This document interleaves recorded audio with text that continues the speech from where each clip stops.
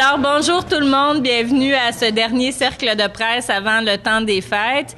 Et ce matin, donc, on a l'honneur de recevoir l'honorable ministre Denis Lebel.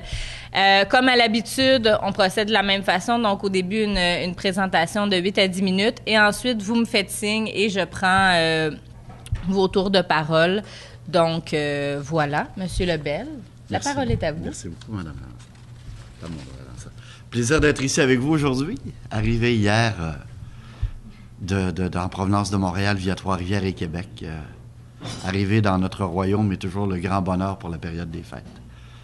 J'avais hâte d'être ici. Je suis maintenant basé... je dis que là, je suis basé à Roberval pour la période des fêtes, aller jusqu'à la fin janvier. J'aurai évidemment plusieurs sorties à l'extérieur de la région, mais au moins, je suis basé chez moi. Et pour moi, ça, c'est bien important. Je disais tout à l'heure que j'ai un beau verre d'eau. L'eau vient du Lac-Saint-Jean, coule dans le Saguenay. Puis moi, je la vois ici. Fait que mon côté bleuet est toujours ce qui ressort très, très fort dans ce que je fais un peu partout. Et ce matin, je suis très fier d'être avec vous, échanger avec vous. Puis je vais saluer les 25 ans de carrière à Denis Lavière ce matin. C'est quelque chose d'engagement. Pour moi, c'est important de le faire aussi. La dernière année était marquée, bien sûr, par une incertitude économique mondiale qui est toujours très présente. Mais on termine encore l'année, le pays, le Canada, comme le premier de classe. Et c'est les chiffres qui parlent. On peut amener beaucoup de paroles dans la vie, mais des faits, des chiffres viennent amener du réalisme. C'est ce qui est important pour moi. Donc, on termine l'année encore avec le plus bas taux de dette par rapport au PIB dans les pays du G7. On termine avec le plus bas taux d'imposition au Canada dans les 50 dernières années. 150 baisses d'impôts et de taxes par notre gouvernement depuis que nous sommes en place. Et on continue à être le pays qui est regardé par les autres en disant « c'est comme ça qu'on doit travailler ». Parce qu'on gère avec rigueur les finances publiques. Quand il y a 2 ans, 3 ans, on nous a demandé de trouver 10 % d'économie dans chacun de nos ministères, c'était pas évident. Bon, on a fait le travail. Aujourd'hui, nos finances publiques s'en portent mieux. On s'en va résolument vers l'équilibre budgétaire en 2014-2015. Bonjour, M. Rasmussen. On va continuer, nous, à faire encore qu'est-ce qu'on a dit qu'on ferait. Et ça, c'est bien important. En 2011, on a déposé une plateforme électorale disant quels étaient les engagements des conservateurs pour les années à venir. Et à ce jour, 86 % de nos engagements ont été respectés. 86 % À l'école, habituellement, quand tu as 86 % c'est parce que tu as pas mal bien travaillé. Fait qu'on a réalisé qu'est-ce qu'on avait dit que nous ferions, tout en restant le pays qui est la figure de proue par rapport à l'économie mondiale. Évidemment, c'est pas sans ressac. On vit toujours des heures un peu plus difficiles avec l'économie américaine, qui semble bien reprendre.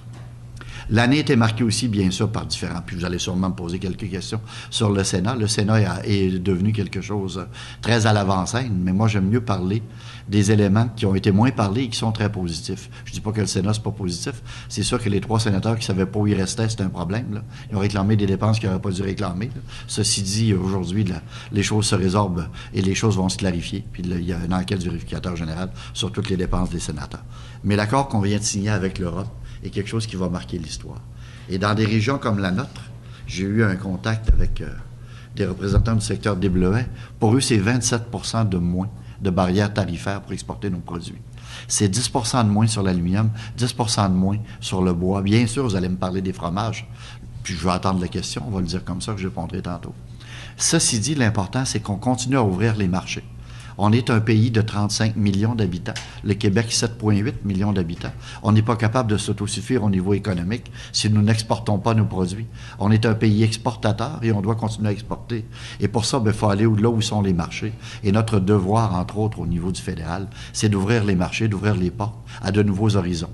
1,5 milliard de nouveaux clients en Europe, le marché le plus lucratif mondialement, avec des ouvertures très, très grandes pour les différents produits. Ça a beaucoup, pour moi, été un des éléments très forts de notre année.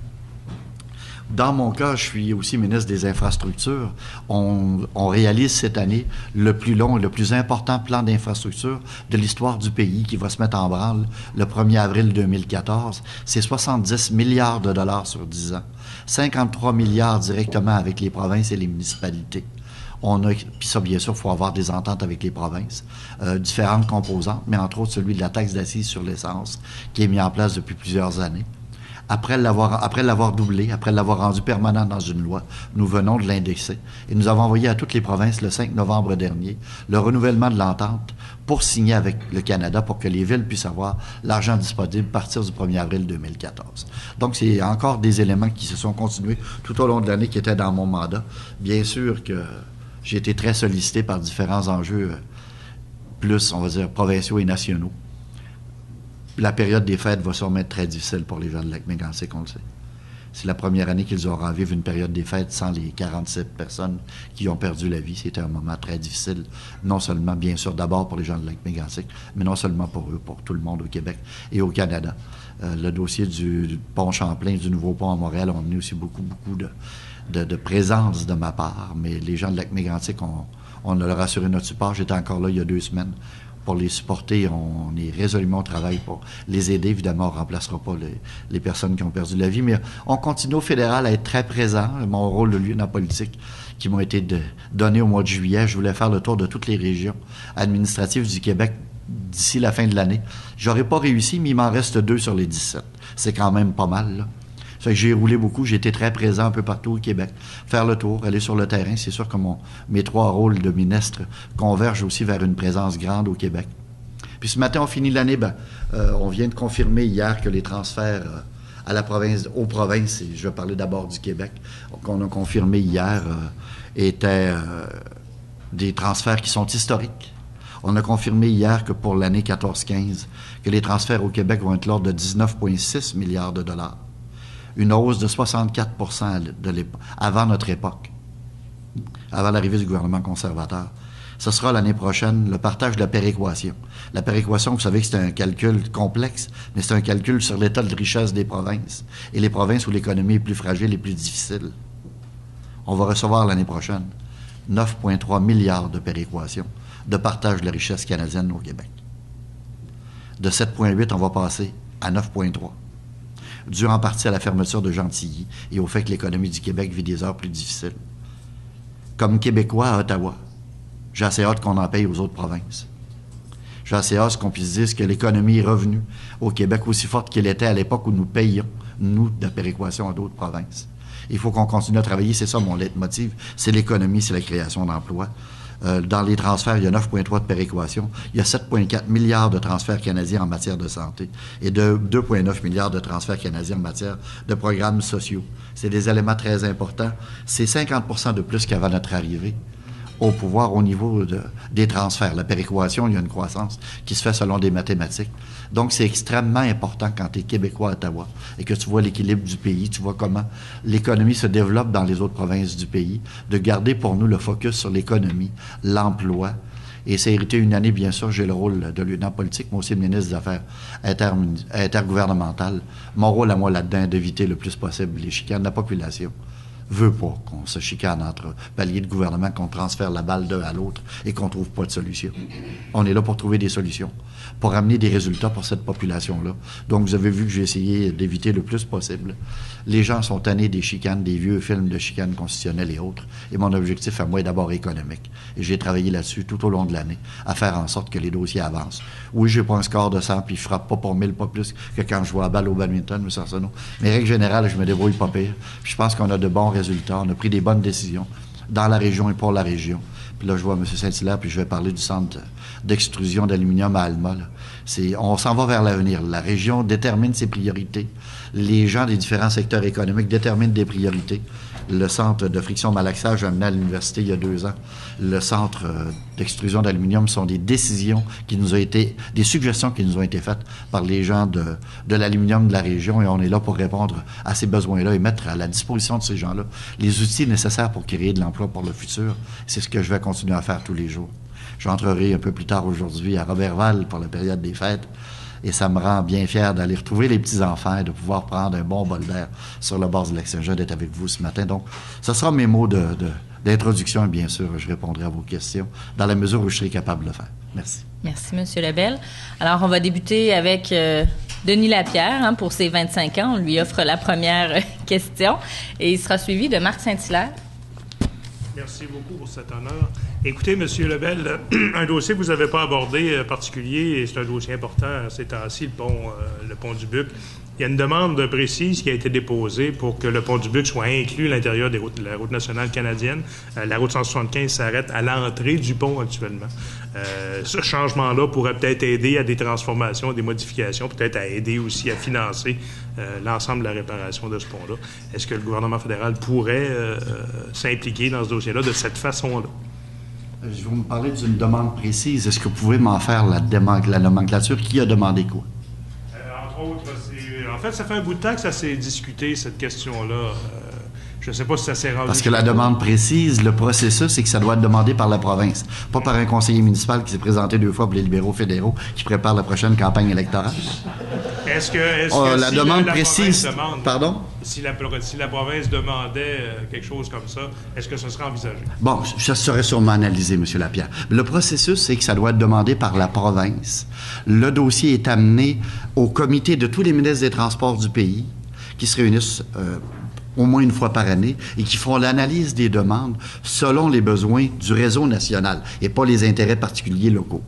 Mais c'est pas impossible. Ceci dit, le processus est celui-là. Ça doit être déposé par la province. Puis là, rappelons-nous qu'on a 5 députés péquistes dans la région. Est-ce qu'ils vont vouloir plus de drapeaux du Canada alentour d'un pont? Il y a différents éléments qui doivent être considérés dans tout ça, là.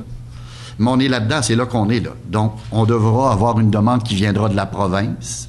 Là, ce sera amené à la table, puis le conseil s'appelle exactement le Conseil des ministres responsables des transports et de la sécurité routière du pays, qui se réunit une fois par année. C'est eux qui font l'analyse des demandes à ce moment-là. Donc, je ne sais pas s'il y a eu une demande officielle, formelle, outre ce que j'ai vu que des députés appuyaient ou qu'on demandait. Mais s'il y a demande, elle sera sûrement analysée à la hauteur du mérite qui est nécessaire, M. Lapierre. Parce qu'on a quand même vu là, le maire Jean Tremblay qui a été le premier signataire de la pétition qui demande un 2e pont. Évidemment, les péquistes, eux, se prononcent pas vraiment là-dessus parce qu'ils sont au pouvoir puis ils veulent pas se commettre.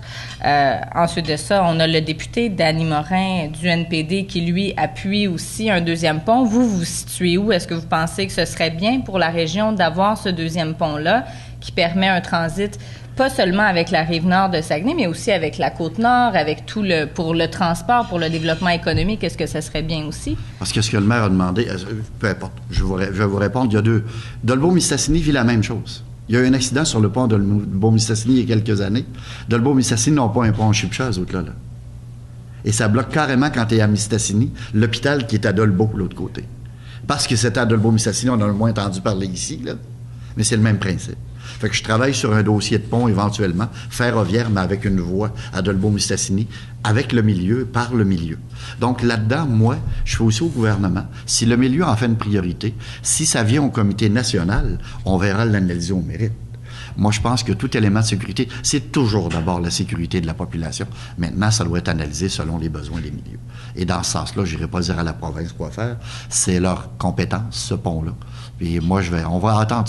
Et d'ores et déjà aujourd'hui, là, le nouveau plan d'infrastructure dont je parlais tantôt, on va terminer les paramètres du plan Chantier Canada. Les provinces savent déjà qu'il y a une partie territoriale provinciale qui va être partie de ce plan-là. C'est plus de 2 milliards. À quelle hauteur ça va terminer, mais le Québec va avoir plus de 2 milliards de dollars là-dedans. Dans le passé, les autres provinces, parce que le plan qui se termine le 31 mars 2014, on est capable de le regarder avec du recul. Des provinces comme l'Ontario, dans la partie grand chantier, grand projet, a décidé de prendre 71 % de l'enveloppe pour le mettre dans le transport en commun. Au Québec, 9 %. Puis je ne questionne pas les choix. Le Québec a fait l'autoroute 30, l'autoroute 175, l'autoroute 85-185 en allant vers le Nouveau-Brunswick. C'était des choix à l'époque qui devaient être faits. Par après, on nous demande maintenant à Montréal de payer le pont dans une autre enveloppe, alors que le train léger sur rail sur le pont dans une autre enveloppe, alors que les provinces ont déjà fait ces choix-là. Moi, je dis le Québec aujourd'hui, s'ils veulent prioriser dans le nouveau plan d'infrastructure la construction d'un nouveau pont ici, ils pourront le faire dans l'enveloppe. Mais ça demeure un pont qui va être à l'intérieur d'une province. Le seul endroit au pays où le Canada est toujours propriétaire de ponts dans une province, c'est à Montréal avec 100 % de Jacques-Cartier, 100 % de Champlain, 50 % de Mercier. Donc, s'ils décident dans la prochaine enveloppe, le gouvernement du Québec, de le prioriser, ce sera leur choix et nous, on sera là avec eux. Merci. Marc Saint-Hilaire. Monsieur Lebel, tout à l'heure, vous avez dit que vous avez hâte que le Québec commence à payer de la péréquation plutôt qu'à recevoir. Par quelle industrie ça peut passer, ça? J'imagine qu'il y a des perspectives d'avenir qu'on voit quelque chose. Bon, ce sera manifestement pas par l'industrie forestière, ce sera pas par... Comment le Québec peut se redresser puis justement arrêter de réclamer de la péréquation? Par quelle industrie ça va passer? Je pense que c'est par un ensemble, M. Saint-Hilaire. C'est d'abord par de mettre toutes les forces vives, puis ça se fait de plus en plus au service de l'économie.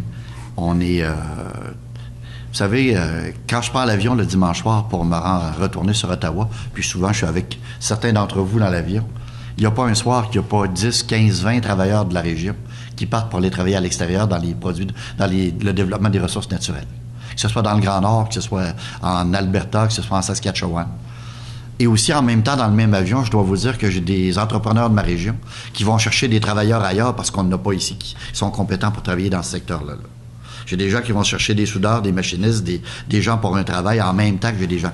Donc, je pense que c'est clair que l'exploitation des ressources naturelles, qui a été le fer de lance de développement de notre région, on a de l'aluminium ici parce qu'on a de l'hydroélectricité. On a travaillé dans le passé sur ces ressources-là. Je pense que l'innovation, la nouvelle économie, la formation, de faire en sorte que les emplois qui sont disponibles aujourd'hui soient comblés par des gens à qui on a donné la formation nécessaire et d'optimiser notre développement de ressources naturelles va définitivement être un élément important du futur économique de notre province. Regardez, je ne veux pas embarquer dans un débat où c'est une compétence provinciale, là.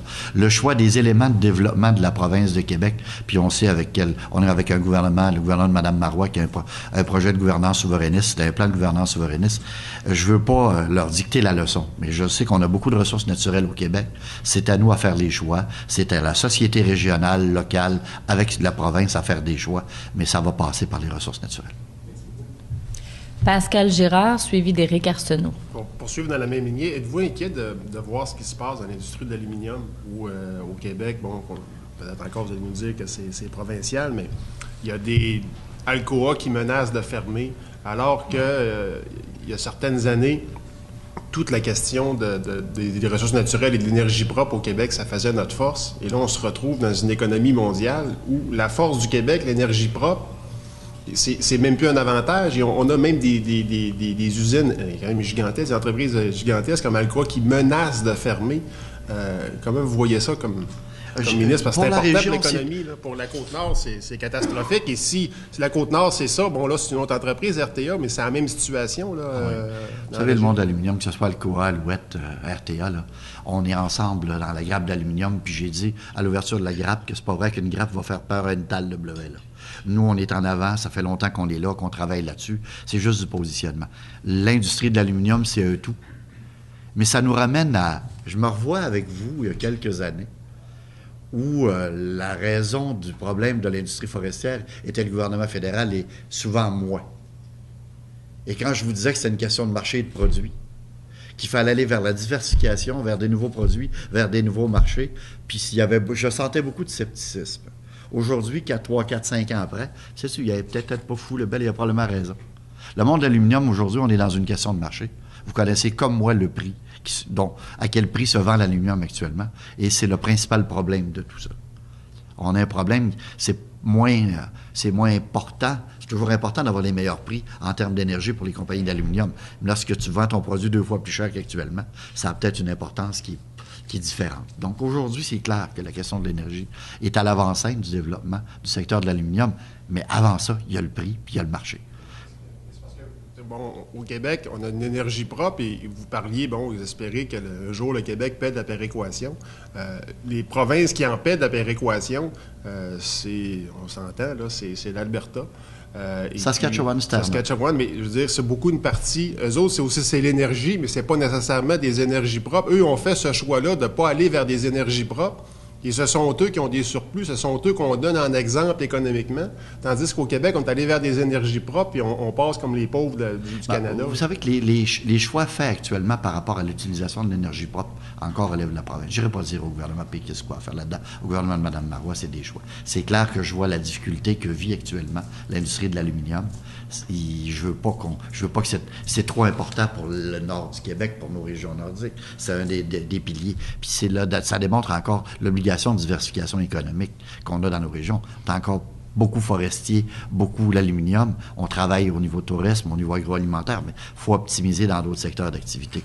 Et l'Alberta, travaille de... Puis la péréquation, principalement, Alberta, Saskatchewan et maintenant Terre-Neuve, qui était la risée, il y a plusieurs années, qui font de l'exploitation pétrolière sur des plateformes pétrolières en mer, qui font de l'extraction de produits. Puis nous, pendant ce temps-là, on continue à réfléchir. Puis c'est correct. Je veux qu'on fasse du développement durable. C'est très important pour moi d'assurer l'avenir.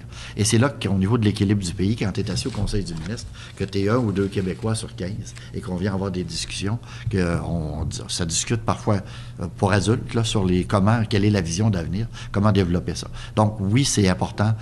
Puis je suis très fier qu'on ait de l'énergie propre chez nous, M. Girard. Je suis très, très, très fier. Il faut continuer à optimiser qu'est-ce qu'elle nous rapporte, cette énergie propre-là, en termes de création d'emplois. Parce que d'avoir les barrages pour avoir les barrages, ce qui est important des barrages, pour moi, c'est les emplois qu'ils nous permettent de créer. Et les emplois qui sont créés par cette énergie-là sont importants. Mais comme c'est pas se préoccuper de l'environnement, c'est payant. Non, mais ça veut... Pensons pas que l'Alberta se préoccupe pas de l'environnement, là. L'Alberta est très, très préoccupée par l'environnement. Puis on va sûrement faire un détour tantôt par le monde forestier, là. Les Greenpeace de ce monde qui sont assis à Montréal, qui viennent me dire quoi faire dans ma région. Ça va toujours me faire dresser le poil ses bras, là. On a des exploitations de nos ressources naturelles qui sont respectueuses de l'environnement. On a des gens qui ont fait des carrières dans l'environnement qui sont au gouvernement, puis je salue Denis Trottier, là, qui suivent de très près ce qui s'y passe. C'est pas vrai qu'on va se faire la leçon, puis qu'on va prétendre des choses qui sont fausses. Au niveau de l'énergie propre, pour moi, c'est une fierté. L'Alberta est de plus en plus consciente au niveau de l'exploitation des sables bitumineux, de l'importance de l'avenir, à même titre que les autres régions du pays. Mais c'est en continuant à travailler. Et ce qui nous a permis d'être où on est aujourd'hui sur nos ressources naturelles, je ne pense pas que ce soit très différent dans l'avenir. Vous avez ouvert la porte, alors on va y aller. PFR a perdu sa norme FSC au Lac-Saint-Jean et vous portez à la défense de l'entreprise. Vous pensez qu'ils n'auraient pas dû la perdre, cette norme? L'entreprise, l'industrie forestière dans son ensemble. Vous savez, quand tu sais que c'est ton gagne-pain, là, tu t'arranges pas pour le briser pour le lendemain. Les gens qui travaillent en forêt sont... L'ère où on enlevait les plugs, qu'on envoyait l'huile dans les ruisseaux, là, de faire 30-40 ans que c'est passé, on n'entend plus jamais parler de ça, alors que dans d'autres pays du monde, on n'est pas là, pas du tout. Mais Greenpeace n'est pas sur le dos de ces pays-là. C'est autre chose. Je pense qu'on fait une exploitation très respectueuse de la forêt chez nous. On est très sensible à l'environnement dans toute l'exploitation forestière. Et de voir Greenpeace faire des campagnes comme celle-là sur des organisations comme Résolu ou n'importe quelle autre qui ont subi ça, je trouve ça très désolant parce que souvent il y a de la désinformation. Ça ne veut pas dire que Résolu peut faire n'importe quoi, n'importe comment, et je ne pense pas qu'il le fasse non plus. Ils sont tellement surveillés, et je trouve désolant qu'est-ce qui se passe. Puis je vois le processus s'en venir, là. On va s'en venir que ça risque de fort d'être de la faute du fédéral encore à quelque part, là. Il y a eu des éléments d'environnement qui ont été analysés au fil des ans. La compétence de la forêt sur l'attribution, c'est de la province de Québec. Il y a des normes environnementales à respecter, mais je pense que de chercher des coupables à l'intérieur de notre province et du pays actuellement, ça n'amènera pas de grands résultats. Je pense que c'est plus au niveau de l'image, de voir comment... Si Greenpeace, vous connaissez très bien l'organisation, c'est financé souvent par de grands holdings financiers, par des gens qui ont des intérêts aussi. Et quand ça vient faire perdre des emplois dans notre région à des gens qui, pour moi, ne mériteraient pas de les perdre à cause qu'on fait un bon produit écologique, certifié, et le reste, ça me désole énormément. Prochaine question, Éric Arsenault, suivi de Laval-Gagnon. Vous avez, M. Lebel, tout à l'heure parlé justement de l'accord de libre-échange conclu entre le Canada et l'Union européenne. La question que je me pose, c'est en quoi, vous avez parlé de l'industrie forestière, en quoi cet accord-là pourrait effectivement ouvrir de nouveaux marchés à l'industrie forestière régionale? Deuxième des choses, on a reproché parce que ces négociations-là étaient en cours depuis 4 ans déjà, et on s'est rendu compte que vers la fin, il y a comme eu une accélération dans la mesure où les Américains avaient annoncé leur intention aussi de conclure une entente et d'ouvrir des négociations avec les Européens. Et là, on s'est dit, oups, si on conclut pas une entente au Canada, on risque de passer deuxième. Les Américains vont nous devancer là-dessus. Alors, je me demande, est-ce qu'on n'a pas tourné des coins ronds à la fin? Et vous avez souligné tout à l'heure, sans nécessairement aller dans le fond des choses, le sort réservé à nos producteurs fromagers ici. Alors, je comprends que ça peut avoir des effets positifs pour certains, mais alors j'aimerais vous entendre là-dessus. En quoi cet accord-là va avoir un effet positif pour la région, pour l'industrie forestière, entre autres? Bon, comme je le disais tout à l'heure, c'est 1,5 milliard de clients. C'est très, très important. Long processus. Ce qui est important de rappeler, c'est qu'avant d'avoir une signature d'un protocole, une entente de principe avec l'Europe, il fallait que toutes les provinces soient d'accord. Rappelons-nous, c'est toujours un fait, là. Quand vous voyez une province aujourd'hui dire « Bonjour, madame », une province dire aujourd'hui qu'elle est moins d'accord, elle a déjà donné son accord. Là, on est en politique, là. Fait que d'entendre aujourd'hui dire par le gouvernement marois qu'il faut que le fédéral donne des mesures compensatoires pour l'industrie laitière fromagère, c'était déjà entendu. Parce qu'autrement, on n'aurait pas eu l'autorisation de signer, on n'aurait pas signé l'accord. Reste à déterminer la hauteur de. Et c'est déjà de l'acquis. Quand on vient parler de la région, quand on enlève 10 % au coût du produit dans l'aluminium, dans le monde de la forêt, on devient plus intéressant pour les autres marchés. Fait que c'est clair qu'au niveau des produits de la forêt, j'étais hier à Trois-Rivières avec les gens de Cougar, puis M. André Tremblay était là, des produits forestiers, où on parle de la capacité, de la possibilité. Ça va être près de 10 % de moins cher pour acheter notre produit qu'avant. Ça peut être intéressant tout à l'heure, mais ça se limite pas à ça. Il faut continuer à vendre, il faut continuer à être intéressant, être attrayant par les produits qu'on a à offrir aux différentes clientèles, et c'est là important de continuer à le travailler. Pour la région, je parlais des bleuets, là, c'est pour plusieurs secteurs d'activité, c'est drôlement important. Je reviens au fromager. On estime que sur 2 ans, la consommation, l'augmentation de la consommation, c'est 17 000 tonnes de fromage, en passant principalement français. Nous, les Québécois, qui se targuons d'avoir une relation privilégiée avec la France, là, la demande de l'Europe d'avoir plus de fromage de l'Europe qui viennent au Québec, au Canada, vient des Français. Et bien sûr qu'ils vont aller là où les marchés sont très grands, dans les villes où est-ce qu'ils vont être capables de vendre davantage leurs produits. Donc, ceci dit, l'augmentation est d'à peu près 8 000 tonnes par année au niveau de la consommation de fromage au pays. Évidemment, la population va continuer à augmenter, les goûts se développent aussi. Mais on vient d'ouvrir à tous les fromagers du Canada et du Québec un marché d'1,5 milliard de personnes. Moi, je souhaite que nos fromages de la région, il n'y a pas juste le Perron qui, à l'époque, allait sur la table la reine d'Angleterre, à l'époque où on en entendait parler, qui est capable de vendre en Europe. On vient d'ouvrir un marché d'1,5 milliard de personnes à tous les fromagers du Québec de la région. J'espère que, puis là, il y en a plusieurs, si je commence, je suis faite, là, parce qu'il y en a au moins une quinzaine qui me viennent en tête, là, que tous ceux-là vont être capables de vendre leurs produits. Et nous sommes conscients de l'impact. L'impact est rendu que l'impact pour le pays, non. Les chiffres que j'entends actuellement pour le Québec sont plus gros que l'impact prévisible pour tout le pays. On va laisser aller les choses, les analyses vont se faire. Le premier ministre a répété qu'il y aurait une compensation pour le secteur laitier et fromager, et il va y avoir compensation juste et équitable, qui risque d'être temporaire le temps que les marchés se replacent. Puis quand on vient me dire, oui, mais là, ça sera pas juste, il va arriver du fromage européen moins cher sur nos tablettes que le fromage qu'on achète chez nous. Moi, je pense aux consommateurs, ça me questionne. Ça me questionne énormément, énormément. On a protégé chacun des piliers de la gestion de l'offre avec l'accord avec les Européens. Et c'est des choses souvent qui n'avaient pas été faites auparavant. On va continuer, nous, à défendre la gestion de l'offre. On a réussi à les préserver là-dedans, mais ça va questionner aussi beaucoup nos pratiques. C'est un fromage qui est parti de Hollande ou de France et est moins cher sur une tablette à Roberval quand je vais revenir qu'un fromage qui part du village d'à côté. Il va falloir que je me pose des sérieuses questions. Monsieur Gagnon, suivi de Monsieur Laflamme. Monsieur Lebel, ma question est d'ordre un peu plus politique. Vos responsabilités ministérielles, infrastructure, transport, ministre des Affaires intergouvernementales et tout ça, vous êtes aussi, il faut le souligner, le lieutenant politique du gouvernement Harper au Québec. Donc, votre territoire ou votre terrain d'intervention est beaucoup le Québec.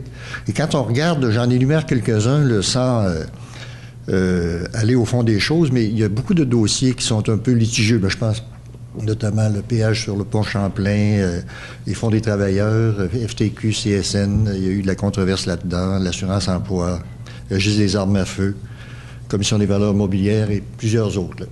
Alors, quand on regarde tout ça et on met la perspective sur le plan politique de l'élection de 2015, j'aimerais savoir, comme lieutenant politique du Québec, vous êtes toujours 5 députés, les sondages ne vous donnent pas plus, il y a une constance là, au Québec en bas de 15% en général. Au niveau fédéral, au niveau canadien, le Parti libéral semble prendre de l'avance de façon assez constante. Alors, l'ancien maire de Roberval, que vous êtes et le lieutenant politique du Québec, on se dit, il doit se sentir bien seul des fois, là.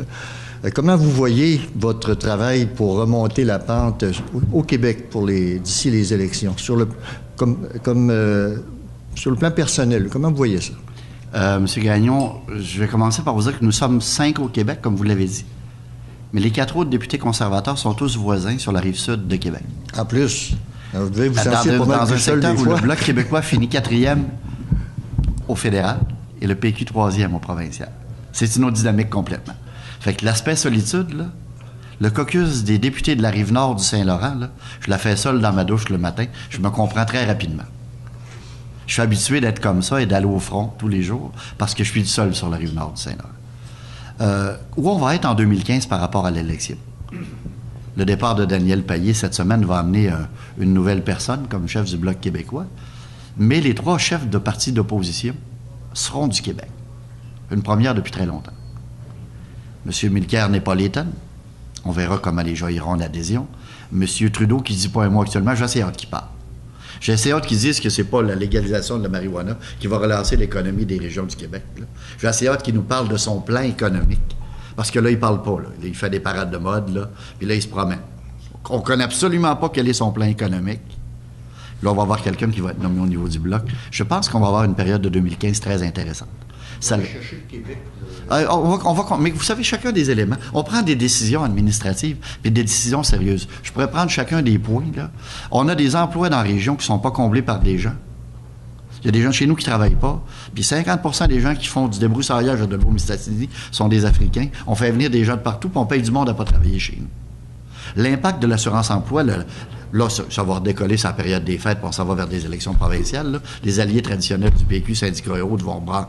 Mais c'est loin d'être si pire que ce qu'on nous avait dit au printemps. Puis on avait condamné avant la réforme de l'assurance-emploi sans avoir de résultats. Aujourd'hui, ce qu'on voit, c'est que beaucoup d'entreprises se sont organisées. On voit des gens qui travaillaient dans des centres de ski, qui ont travaillé ailleurs cet été. On voit des gens qui travaillent dans des centres de ski, qui ramassent des fruits l'été. On commence à avoir de plus en plus de complémentarité. Là, on voulait aller. Mais il y a des décisions, M. Gagnon. Moi, je pense que la façon de nous démarquer, on ne pourra pas être à gauche. Puis à la gauche, on est un regroupement de travailleurs de l'Ouest canadien, de toutes les régions du pays, du Québec, des gens qui sont plus centre-droit et droit au niveau de la gestion et de l'économie. Fait qu'on ne donnera pas tout gratis, on va continuer à prendre des décisions. Mais je pense qu'il y a de plus en plus grande faction de la population qui voit qu'à s'endetter, qu'à aller pelleter par en avant, qu'on ne réglera rien. Et je pense que notre façon de nous démarquer à nous, ce serait de continuer à faire valoir les bons coups économiques que nous réalisons, puis où on est par rapport à la dette, le pourcentage de dette PIB, comparons celle du pays, des provinces, quand on inclut tout ça. Mais je sais que c'est pas facile, M. Gagnon. Je suis très présent depuis que je suis là. J'ai été, quand j'ai été nommé 8 semaines consécutives à Montréal et à Québec et au Saguenay-Lac-Saint-Jean, ça demande beaucoup, beaucoup d'efforts. Je m'ennuie souvent de ma région. Je suis pas aussi souvent sur le bord de mon lac que je le voudrais. Puis on a le vent dans le visage beaucoup. Parce que chez nous, c'est plus facile de critiquer et d'amener un élément plus social que de vendre un bon coup économique. Et les médias sociaux d'aujourd'hui font qu'une nouvelle qui est rapportée peut être fausse sur Twitter et 10 minutes après, elle est devenue une vérité nationale. Et c'est de plus en plus dur de faire notre travail dans les faits, puis je suis un gars de faits et de chiffres. Ça rend notre travail très difficile. Ça fait que c'est à continuer, M. Gagnon, à faire valoir où on est. On va avoir des bons candidats, des bonnes candidates. Puis M. Trudeau, quand j'ai hâte qu'il parle, moi je pense que ça va se dégonfler tranquillement. Là. Je pense que l'image, rappelez-vous que quelques jours avant la dernière élection fédérale, M. Ignatieff était majoritaire. Finalement, on a eu un gouvernement conservateur majoritaire. Puis analysons, puis les sondages, je les commente à peu près jamais le contenu du sondage. Mais je peux parler que les sondages des dernières élections, en Colombie-Britannique, ça devait être un NPD majoritaire. En Alberta, ça devait être le White Rose Alliance. Au Québec, M. Charest devait être disparu de la map. Il était à 2 comtés de reformer le gouvernement. Oui, les sondages sont des outils qui sont analysés en période électorale, puis je sais que vous les utilisez beaucoup dans votre travail, c'est normal et nécessaire. Mais regardons comment ils ont été véridiques dans les dernières années. Mais est-ce que parce que vous y croyez à une percée encore des conservateurs au Québec, mais est-ce que vous n'avez pas l'impression que les stratèges du Parti conservateur ont mis une croix sur le Québec et se disent, nous, notre majorité pour former le gouvernement, on va aller la chercher ailleurs au Canada, le Québec ne veut pas de nous? C'est pas comme ça que ça fonctionne. C'est les voteurs qui décident. C'est la démocratie, c'est les voteurs qui décident. Et les voteurs décident à partir de l'image qu'ils se sont fait, de l'idée qu'ils se sont fait, de parce qu'ils ont entendu, lu ou écouté. Et des mesures au Québec qui sont difficiles au niveau administratif, souvent n'ont pas la saveur du mois.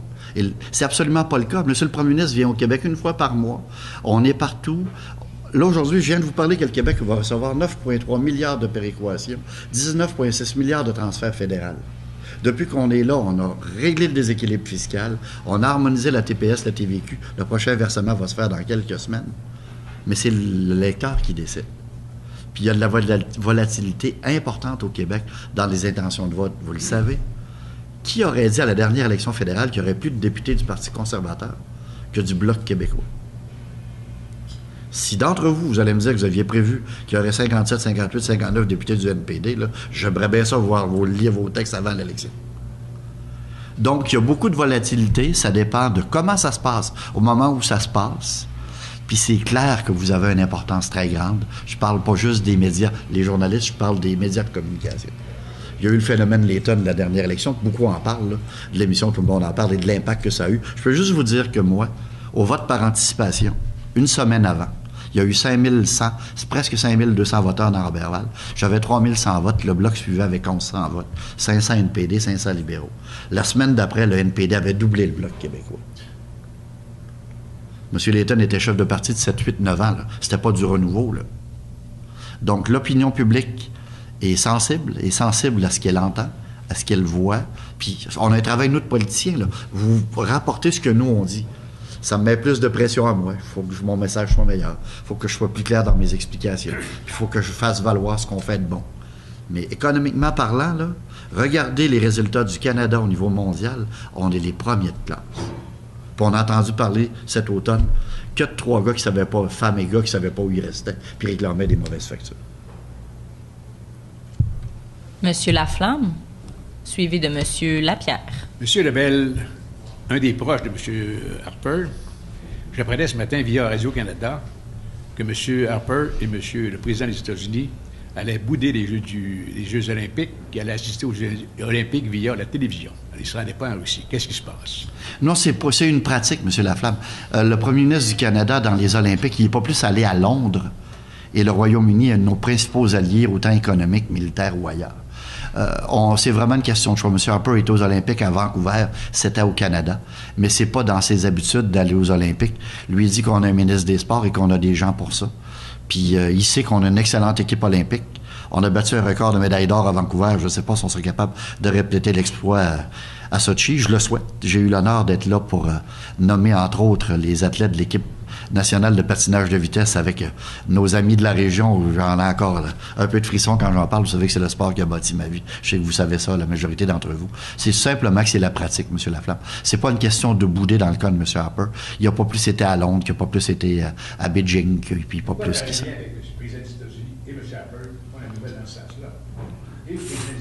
Là, je pense pas que ce soit le premier ministre du Canada qui a émis un communiqué de presse disant qu'il irait pas là avec M. Obama. Là, je comprends qu'on veut ramener ça. On va en faire une poutine, on va dire ça comme ça. Mais moi, je pense pas qu'on doit le voir comme ça. Je pense que le premier ministre du Canada, lui, est sans... Pardon? Non, je pense, monsieur, c'est vraiment une pratique, M. Laflamme. Monsieur le premier ministre va pas aux Olympiques, il n'est pas plus à Londres, comme je le disais. Donc, c'est tout simplement que pour lui, son rôle est premier ministre. Le ministre des Sports sera là pour nous représenter. Denis Lapierre, suivi de Pascal Girard. Vous avez parlé tout à l'heure de la relance de l'industrie forestière. Hier, vous étiez à Trois-Rivières pour annoncer cette entente avec Kroger pour le développement, production de fibres de cellulose, un produit qu'on dit d'avenir. Il y a eu des efforts qui ont été faits dans ce sens-là. L'usine de Rayonne, par exemple, à Tursault, qui connaît des difficultés actuellement en raison du marché chinois. Est-ce qu'effectivement, cette transformation, cette volonté de diversifier la production forestière, est-ce qu'on peut vraiment compter là-dessus? Parce qu'on voit qu'un effort récent qui avait été louangé par tout le monde, elle semble causer des problèmes actuellement. Ce dont on est certain, c'est qu'on aura de la matière première.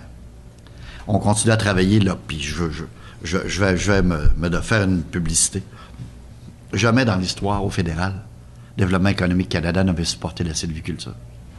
Depuis que j'ai été nommé ministre, on a mis des sommes importantes. C'est des choix que j'ai faits, qu'on a fait au ministère. Puis je suis très fier de ça. On prépare la forêt de demain. On aura encore des arbres. Et on va continuer à avoir parmi peut-être les meilleurs travailleurs forestiers au monde, parmi les meilleurs. Et il faut continuer à exploiter cette ressource-là. Dans les choix qu'on fait, faut toujours regarder quel est le marché potentiel, ce qui a été fait par rapport à Trois-Rivières hier.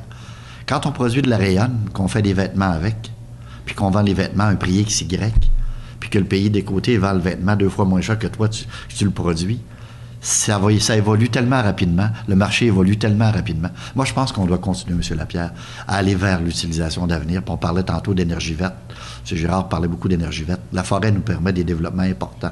Biocarburant, bio-ci, bio-ça. On en a tellement maintenant d'utilisation possible. Je pense qu'on doit continuer là-dedans. Et au fédéral, à l'époque, on vous disait nouveaux produits, nouveaux marchés.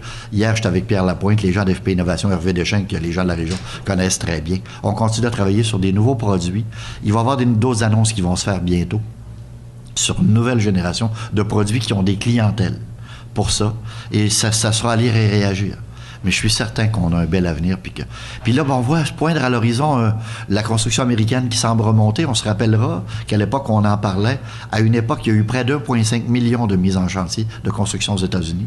On était à moins de 400 000, 3 fois et demi moins. C'est bien clair qu'on comprend pourquoi on vend moins de bois. Si ça peut redémarrer davantage, là aussi, dans la production traditionnelle, on sera capable de faire mieux. C'est glamour d'investir dans ce qu'on appelle la technologie de pointe du 21e siècle pour la forêt, mais il y a encore des entreprises qui ont des difficultés. Bon, Chantier Chibougamau, aujourd'hui, on parlait d'une super poutre de bois. On sait que depuis des années, ils ont développé une technologie qui a une certaine portée, mais qui vient encore avec des problèmes de distribution parce qu'ils n'ont pas de chemin de fer efficace qui permet de transporter leurs produits. Est-ce que le soutien ne devrait pas aller plus vers les marchés déjà traditionnels, déjà implantés et qui ont réussi à traverser cette fameuse crise-là? Je pense que c'est un tout, M. Lapierre. On nous a amené pendant des années le fait que la deuxième et troisième transformation serait la solution à tous les maux de l'époque. C'est une des composantes de. Ça peut pas être juste ça. On va continuer à faire du 2x4. On va continuer à en vendre, puis du 2x10. Puis plus il va se construire de maisons aux États-Unis. Vous savez, l'accord sur l'export, l'accord sur l'accord sur le bois d'œuvre avec les Américains, il est fait pour le Canada, là. Les États-Unis n'exportent pas un morceau de bois au Canada. On a cet accord-là pour les compagnies canadiennes, québécoises beaucoup, puis bien sûr Colombie-Britannique, pour qu'on exporte nos produits vers les États-Unis. On va continuer à faire du bois dans nos scieries de façon traditionnelle, puis plus il y aura de construction aux États-Unis, on disait tantôt on est 35 millions, ils sont plus de 300, c'est vite compris que si eux autres consomment davantage, on va en vendre davantage. Ça va se continuer. La deuxième, troisième transformation va se continuer. Puis les nouveaux produits plus divers, plus de recherche qu'on amène aujourd'hui vont être un des éléments. Ça va être un tout. Comment est-ce que vous avez réagi hier quand vous avez appris que Maria Mourani n'était plus souverainiste et qu'elle adoptait le fédéralisme maintenant comme allégeance? Un gars de Roberval qui a 5 députés péquistes dans sa région, qui connaît la région pour ses votes historiques, sait qu'il doit se concentrer sur ce qui le concerne puis faire son travail au quotidien en laissant aller la démocratie s'exprimer et laisser le libre choix aux gens. Il y a beaucoup d'indépendants, de péquistes qui votent pour moi en campagne fédérale. Parce qu'ils savent que je vais être pas mal plus longtemps Denis que ministre. Que depuis longtemps, j'ai appris qu'il était bien agréable d'être important, mais il est pas mal plus important d'être agréable avec mes gens, puis d'être sur le terrain, puis m'occuper d'eux. Je ramène ça à Mme Mourani, elle fait un travail dans un SIC. C'est une femme qui s'occupe des gangs, qui travaille pour contrer l'impact des gangs de rue, qui est une personne qui a une grande crédibilité. Je vais lui laisser faire ses choix. Je suis un Québécois nationaliste qui a choisi d'avoir une province très forte dans un Canada uni. Je suis content qu'elle se joigne à moi là-dedans. Prochaine question. Monsieur Lapierre, vous allez attendre. Vous allez en avoir une un petit peu plus tard. Pascal Girard, suivi de Marc Saint-Hilaire. Comme ministre, vous avez beaucoup à faire des annonces économiques, à annoncer. Vous êtes à jouer dans l'économie. Humainement, comme quand est arrivée la tragédie à Lac-Mégantic, il me semble que vous y êtes allé dans les premiers jours. Rapidement aussi, le fédéral a été pointé du doigt, la déréglementation pour les chemins de fer. Mais humainement, comment c'était comme ministre quand vous vous retrouvez là, dans une situation aussi catastrophique que ça? Comment vous avez vécu ça humainement à Lac-Mégantic? D'abord, Colette Roy-Laroche est une amie depuis 2000. Je l'ai connue avec elle, j'étais maire à Roberval. On a fondé ensemble le caucus des villes de centralité à l'UMQ. J'arrive là, je connais bien Colette, on s'est parlé au téléphone. Dans la nuit du vendredi à samedi, je suis à Roberval, je suis à Machtoyat, je suis sur le bord de l'eau. Et là, j'apprends la tragédie à 5 heures le matin. Ma gang m'avise, M. Lebel vient d'arriver ça, puis on connaît pas encore l'ampleur. Je parle avec Christian Paradis, dont c'est dans son comté. Lui était parti dans son comté pour l'été, avec sa famille. Et il est parti pour aller voir à Lac-Mégantic ce qui s'y passait, puis il a passé l'été là. Vous savez, on est toujours... on peut avoir un règlement de 6 pouces d'épais. Si les règlements ne sont pas respectés, est-ce que c'est de la faute de ceux qui ont écrit le livre? Là, je ne suis pas précondamné par présumé du résultat de l'enquête. Il y a une enquête qui se termine. Ça va déterminer les causes de l'accident, les raisons de l'accident. On avait des règles de sécurité ferroviaire qui étaient fortes. On les a renforcées depuis. Puis on verra le résultat. Mais humainement parlant, quand tu débarques là, puis j'ai un travail à faire. Moi, je sais depuis le mercredi précédent que je ne suis plus ministre des Transports, normalement ce week-end-là. Le remaniement ministériel est prévu le lundi de Mégantic. Le lundi, l'accident est arrivé entre vendredi et samedi. Moi, je suis là le lundi. Paradis était là le matin même. Le premier ministre est allé le lendemain, le samedi. Et moi, j'étais là le lundi. Je vais préparer le terrain pour la nouvelle ministre des Transports. Je ne sais pas qui est ministre des Transports à ce moment-là. Mais je sais que moi, je ne suis plus là. Je sais que je vais avoir le rôle de lieutenant politique, puis je sais ce que ça veut dire par rapport à ça. Puis la job de lieutenant, c'était... Comme je n'avais pas appliqué sa job. Je n'avais pas fait de concours de popularité là-dessus. On m'a donné ça. Tu arrives là en connaissant déjà, puis rappelons-nous une autre affaire. Lac-Mégantic a maintenant une traversée de natation qui origine des gars de Robertval, de Marc-André Leclerc, d'Éric Isbister et des petits gars de la traversée. Vous savez que je serai toujours un gars de la traversée. Fait que j'ai rencontré les gars de Lac-Mégantic, les filles. Je travaille avec eux parce que j'ai toujours mes liens avec la natation. J'arrive là, humainement, c'est catastrophique. J'arrive sur les lieux, je vois l'incidence, je vois l'événement, je vois les lieux. C'est pas humain. Tu penses pas que tu vas voir des choses comme celle-là. Là, j'ai un travail à faire. Je suis un professionnel de par mon travail. J'ai parlé pendant 10 minutes de la résilience du milieu, de la difficulté, puis de comment ça va être difficile pour eux. Et j'avais à dire là-dedans 2-3 éléments qui venaient du ministère. On m'a fait dire qu'on avait vérifié des locomotives quand c'était des wagons qu'on avait vérifiés. Pas moi qui ai écrit ça, là. J'ai à livrer aussi qu'il y a eu 26 % de moins d'accidents ferroviaires au pays pour montrer que oui, il y a eu Lac-Mégantic, mais qu'on s'en occupe auparavant. Et là, j'ai été condamné pour ça. J'ai juste fait ma job. Et c'est des gens que je connais. J'étais encore là il y a 2-3 semaines. Dès qu'on a décidé d'aider directement la communauté de milieu, on travaille avec la ville, avec la SADC là-bas, et on fait la job. Fait que dans notre travail, puis vous savez que je suis un gars très humain, de venir attaquer des valeurs personnelles quand c'est... Puis j'avoue une fragilité, vous connaissez de toute façon. Attaquez-moi tant que vous voulez, mais mentez pas. Vous allez me trouver. Et ce moment-là, c'était très difficile parce que ce que je suis comme homme était attaqué et c'était pas vrai. Fait que oui, la réponse, c'était un moment difficile. Les fonctionnaires, eux, est-ce qu'ils sont encore là? Oui, puis il y a eu d'autres choses là-dedans. Vous leur faites confiance? J'en ai pas beaucoup parlé à l'époque. Là, je suis plus ministre des Transports. Encore là, il ne faut pas que l'arbre cache la forêt. À Transport Canada, il y a 5000 employés. Les dossiers arrivent de partout, dans l'aérien, dans le ferroviaire, dans le maritime, dans le terrestre. C'est un avion qui est tombé là. Tu es tout le temps dans les nouvelles comme celle-là. Fait que oui, à ce moment-là, j'ai eu un moment difficile, avec d'informations qui n'étaient pas tout à fait d'appoint. J'en ai pas parlé à ce moment-là, vous m'avez pas entendu dire qu'il y avait un fonctionnaire. Moi, je suis là pour défendre les équipes. En bout de ligne, ultimement, là, quand il y a une erreur dans mes ministères, c'est de ma faute. C'est moi qui n'ai pas posé la question, c'est peut-être moi qui n'ai pas choisi la bonne personne qui s'assure que j'ai la bonne information. Je ne peux pas attaquer les autres, c'est de ma job. Fait que j'ai pris ma garde. Un matin, j'en parle un peu plus, parce que j'ai la question, mais ça n'a pas été facile, monsieur. Marc Saint-Hilaire, suivi du doyen Bertrand Tremblay, qui s'est joint à nous. C'est un honneur de parler avant M. Tremblay. Alors, écoutez, M. Lebel, vous avez dit tout à l'heure, écoutez, je vais reprendre vos mots, vous avez dit que des fois, vous avez le vent d'en face, que c'est pas toujours facile de convaincre vos pairs du gouvernement. Bon, vous avez à défendre le nord du Québec comme seul. J'aimerais savoir votre relation versus les députés, parce que vous en avez fait état aussi à plusieurs reprises, les députés péquistes de la région. Comment ça se passe avec eux autres? Est-ce que vous sentez que vous avez le vent d'en face aussi avec eux autres? Ou... Non, M. Saint-Hilaire, je pense, écoutez, on a chacun un travail à faire là-dedans. Il y a 3 ministres avec des titres seniors du gouvernement au Québec là-dedans, mais on travaille bien ensemble. Puis on est capable de se parler, puis on est capable de se parler en arrière, puis on est capable de se dire, dans nos rôles respectifs, on a des choses à faire. On a au départ quelque chose qui nous sépare, qui est l'objectif général, là. Eux veulent sortir le Québec du Canada, moi je veux qu'ils se renforcent. Mais outre ça, on travaille bien ensemble, puis je présume qu'ils vous diraient la même chose. On a du respect, on se parle avant les choses, tant qu'on est capable de le faire, mais on a des rôles. Hein. C'est bien clair que quand, dans le titre de M. Cloutier, il y a gouvernance souverainiste, puis que moi, je travaille pour d'autres choses, c'est bien clair que c'est normal qu'à un moment donné, ça coince. Mais, règle générale, on travaille beaucoup dans le respect. Puis là, j'ai pas à dire là-dessus, M. Saint-Hilaire. Je trouve que ça va quand même assez bien. Évidemment, j'avais dit au début que je travaillerais pas qu'il y ait de chicane, que je travaillerais sur ce qui nous rassemblerait.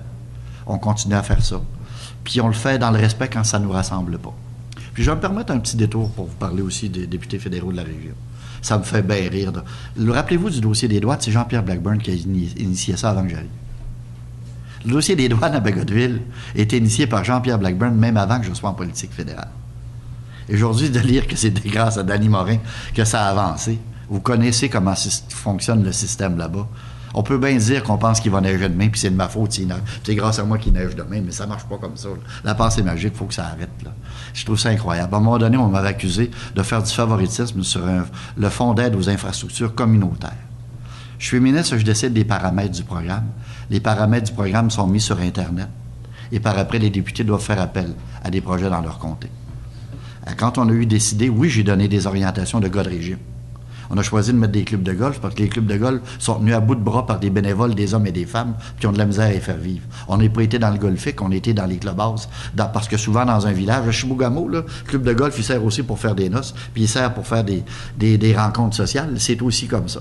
J'ai ajouté des marinas parce qu'on est, nous, dans les régions du Québec, autant les îles de la Madeleine qu'en Gaspésie, qu'au Lac-Saint-Jean, qu'au Saguenay, puis à Alma, on est des gens qui avons... Bon, j'ai amené des critères éligibles à tout le monde par après. C'est posté sur Internet, tout le monde a accès à ça. En politique, le politique parle aux politiques et le technique parle aux techniques.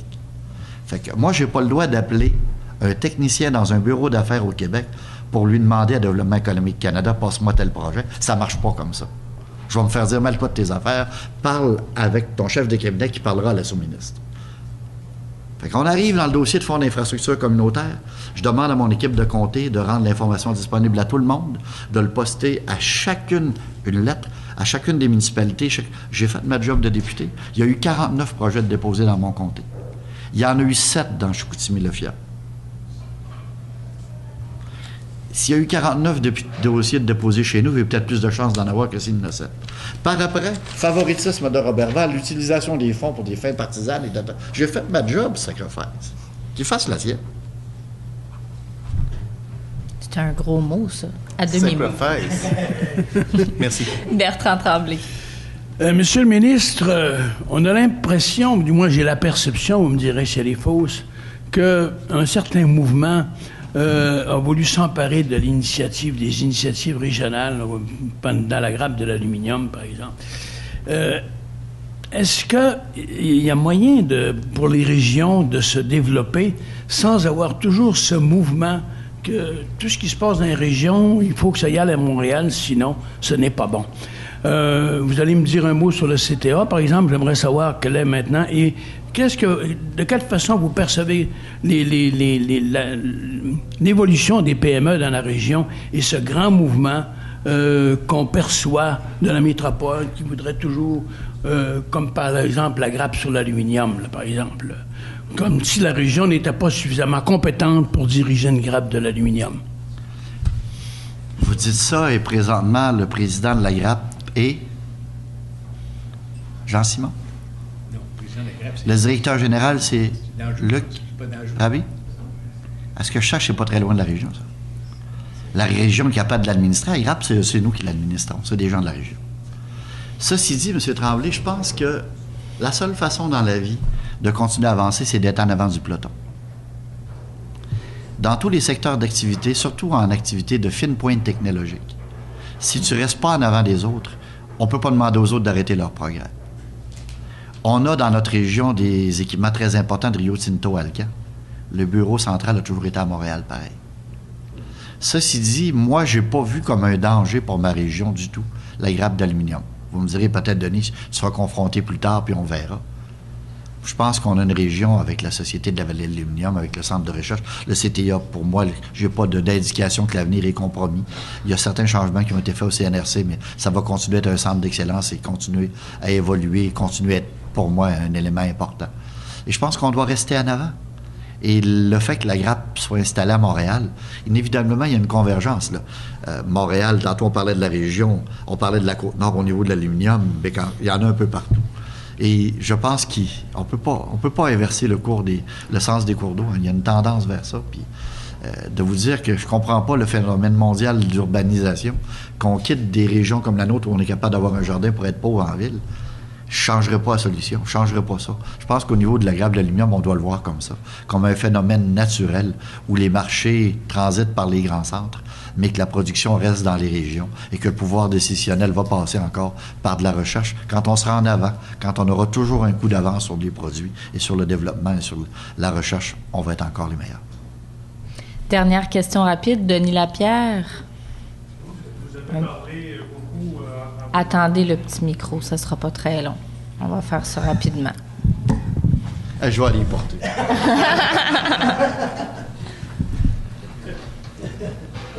Il nous reste 2 minutes. Vous avez parlé de l'image du Canada économique, sa progression, sa situation. Il y a d'autres aspects où le Canada a peut-être une moins bonne image en environnement, et c'est pas juste le fait de Greenpeace. En politique étrangère, il y a eu entre autres des critiques par rapport à la position du Canada au Moyen-Orient, le conflit palestinien et la position avec Israël. Développement économique en Amérique du Sud, où il y a des entreprises canadiennes qui ont été fortement critiquées cette dernière année. Bref, est-ce que l'image du Canada est toujours aussi bonne qu'elle l'a déjà été? À l'international? Moi, je vous dis que oui, et j'ai eu l'honneur d'être avec le premier ministre et le ministre des Finances dans les rencontres internationales. Écoutez, nous prenons des décisions et nous assumons un leadership dans un monde qui est en changement. Dans un monde où c'est difficile économiquement et politiquement dans plusieurs régions du monde. On reste digne, on reste droit et nous assumons nos choix. Au niveau environnemental, à titre d'exemple, de penser que Kyoto, qui doit être rendu en bas de 30 des émissions, puis ça doit être encore moins que ça, les pays qui sont regroupés sur Kyoto ne représentent pas 30 des émissions de gaz à effet de serre de la Terre. Et de dire que c'était une solution, c'est une aberration. Toujours la même histoire. Si tu traites ton gazon contre les pissenlits, tes voisins ne le font pas, tu vas en avoir autant. En environnement, on pense que si le Canada prend des mesures, qu'on va être les seuls à être capables de contrer, puis que si les États-Unis ne sont pas arrimés avec nous autres, puis avec les pluies acides, c'est de l'aberration. La solution mondiale, au niveau environnemental, va passer par une adhésion de tous les pays. La Chine et les États-Unis, ensemble, émettent plus que tous les autres pays de la Terre, puis ils ne feraient pas partie de la solution. C'est rêvé. Il faut que tout le monde soit associé ensemble dans une vision environnementale. Vous savez, j'ai regardé, puis sur peut-être quelques amateurs de golf récents. Je vais être obligé de vous arrêter. Je suis désolée. Moi, je vous dis oui, M. Lapierre, et c'est juste parce qu'on prend des décisions qu'on se tient debout. C'est pas vrai qu'on va dire comme tout le monde, parce qu'ils veulent qu'on le fasse. Joyeuses fêtes, M. Lebel. Joyeuses fêtes, tout le monde. Merci d'avoir été là.